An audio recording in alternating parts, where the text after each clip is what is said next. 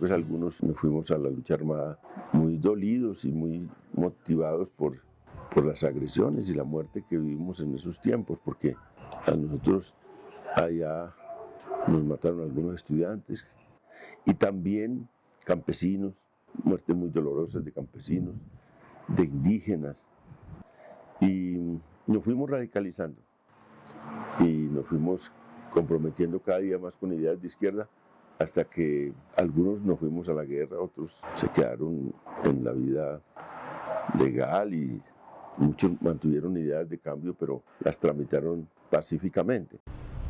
Creo que todo esto fue como el producto de lo que siempre ha pasado en Colombia, y es la necesidad de abrir espacios a la participación y a la construcción de la democracia en Colombia. Ante los hechos entonces de persecución, de negación de los derechos, ante el problema de la concentración de las tierras, eso obliga entonces como que surge entonces la lucha armada como una alternativa, como respuesta a ese estado de injusticia social y a la negativa del Estado colombiano, que es lo que ha originado precisamente el conflicto en Colombia. Empezó a circular una carta secreta de muchos en la que había una lista de gente que iban a matar. Estábamos 17 ahí. Tomé la decisión de irme al monte. Por un lado, para escapar de esa situación que veía como un peligro inminente, y por el otro lado, pues también por convencido de que las armas en el camino. Y me fui en mayo del 87, y en ese tiempo empezaron a matar a todos los de la lista. Ahí murió, creo que en agosto, Héctor Abad. Luego mataron como 3 o 4 más profesores.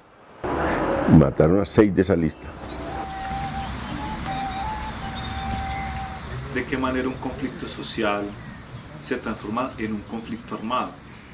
Yo creo que ahí es importante hacer este tipo de valoraciones también en esa perspectiva del aprendizaje, de qué elementos imposibilitaron la resolución de conflictos también de una manera concertada, ¿cierto? Con unas responsabilidades claras por parte del Estado. Y pues en este caso podríamos situarnos en el contexto de la violencia, la represión, el asesinato, las desapariciones, cuestiones también que se dan allí de conflicto entre terratenientes y el campesinado. Entonces para este caso, pues claro, hay una fuerte influencia también en el contexto mundial de las ideologías marxistas-leninistas que van repercutiendo también en la configuración de grupos insurgentes en el suroeste de Antioquia. Entonces para el año 1973 pues ya es posible evidenciar un grupo denominado Movimiento de Unificación Marxista-Leninista, el MUR-ML. Va teniendo una influencia muy importante en los municipios de Andes, de Jardín, de Pueblo Rico, de Jericó y otros municipios más del suroeste de Antioquia. En este contexto, pues digamos que también hay un acercamiento con procesos como la Liga Marxista-Leninista, que tenía incidencia importante en Concordia, en Betulia, en gran parte del territorio de Urrao.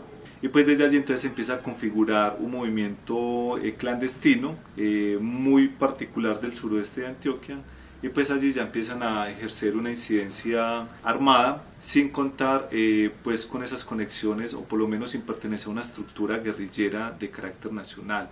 Y ya para el año 1984 pues de allí se da un proceso de integración entonces entre el MUR y el MIR, y surge una estructura ya más de un contexto más nacional, ya con una estructura militar más consolidada, que es el MIR, Movimiento de Integración Revolucionaria, y su brazo armado, que es el Patria Libre.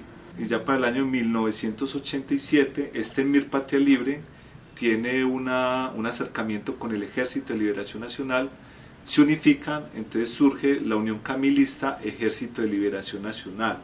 Y pues también surge en el caso del suroeste el Frente Guerrillero Ernesto Che Guevara.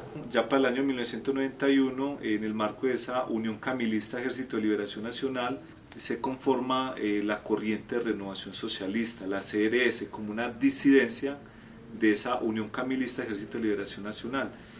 Entonces, en este proceso que inicia la Corriente de Renovación Socialista, en el suroeste de Antioquia, en el Frente Guerrillero Ernesto Che Guevara, también se da una discusión interna, y de allí surge una disidencia que es el Ejército Revolucionario Guevarista.